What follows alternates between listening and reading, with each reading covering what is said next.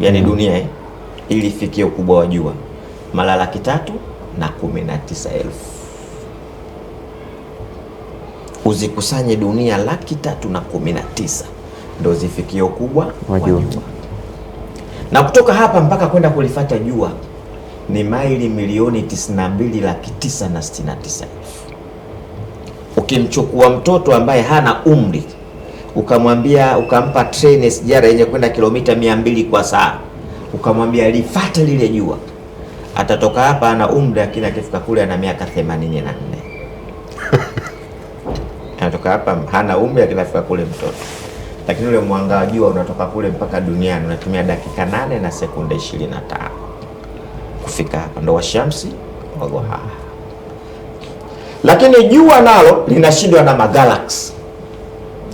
Wataalamu wanasema kuna magalaksi bilioni 45 na kila galaksi moja lina nyota bilioni 100, na hizo nyota ni kubwa kushinda dunia mara 300,000, mara 400,000, mara 500,000 zinashinda. Nikamwambia Mungu anachukua galaksi moja lenye nyota bilioni 100 anatugaia sisi watu bilioni 7. Kila mtu atapata nyota 10 na bilioni 30 zitabaki. Allahu Akbar. Upo shehe? Naam. Huyu na imani yake kumbe inawezekana. Jibu la kisomi sana hilo shesha. Jibu la kisomi sana. Uislamu bwana. Mimi niseme vile bwana, Uislamu bwana, Uislamu tamu sana. Wallahi wa billahi, Uislamu tamu sana. Yaani ukiona Uislamu umekushinda wewe si msomi kwenye Uislamu. Wallahi wa billahi nakuhakikishia. Mungu alishasema kwamba hakuna hoja, itangazeni imani yenu ya kuniamini japo hamjaniona, itangazeni, lakini hoja hakuna. Hivi vitu tunatakiwa tujue sana. Dunia tunayokwenda nayo sasa hivi imechange. Kwa mfano mimi nikupeni mfano mmoja. Unaona hii ngozi ina hisia, hii ngozi ndio inafanya tuhisi, na hii ngozi ndio inafanya mawasiliano kwenda kwenye spina mpaka kuja kwenye mawasiliano katika ubongo. Sasa swali, hii ngozi ikishaungua mawasiliano yatakuwepo? Hayawezi kuwepo. Hayawezi kuwepo. Mungu anasema watakaa motoni milele na wataungua na watapata maumivu. Sasa watapataje wakati ngozi ikishaungua? Uisi tena. Wanapataje sasa maumivu?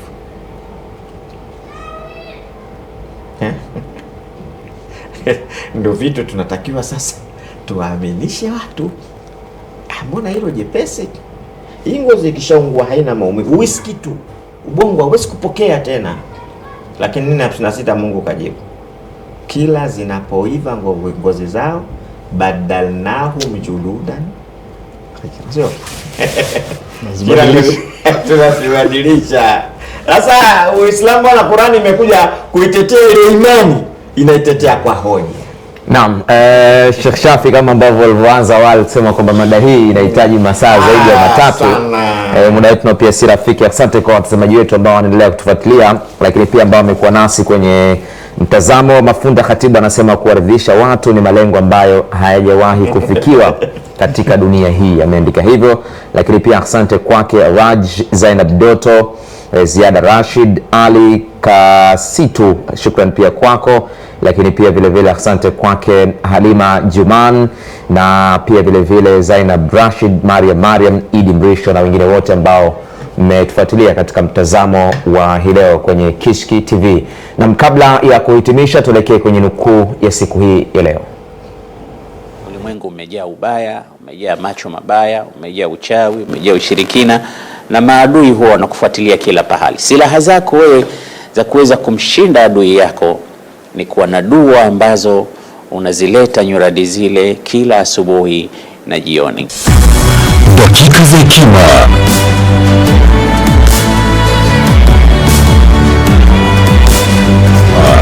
Na nukuu ya siku hii ya leo kutoka kwake Sheikh Uthman Maalim kwenye mtazamo. Ndivyo ambavyo tunavyohitimisha hivyo. Kwa niaba ya wote ambao wamefanikisha kuletea matangazo haya, Asante kwake Abdul Karim Abdurrahman akisimama vyema katika eneo la upande wa kamera, lakini pia shukrani kwake David Hiza, Hussein Omar Nanga, bila kumsahau Jumaa Said Seif Jusase mikono ya dhahabu, Tariq Najim, lakini pia Ramadhan Komaji Mchamungu pamoja na Awadh Idrisa Jumbe. Mwenzangu ni Abdullahi Mash, shukrani pia kwake Sheikh Shafi Shomari. Mimi naitwa Khalid bin Omar, tukutane tena panapo majaliwa yake Mwenyezi Mungu siku ya Jumatatu kuanzia saa 3 za asubuhi kwenye mtazamo mwingine. Saa 6:30 tutakuwa katika Masjid Nurul Hikma kuletea matangazo mubashara ya hutuba ya Ijumaa tukiwa naye Dai kimataifa Sheikh Nuruddin Kishki. Endelea kutazama Kishki TV. Kishki TV, nuru ya dini yako.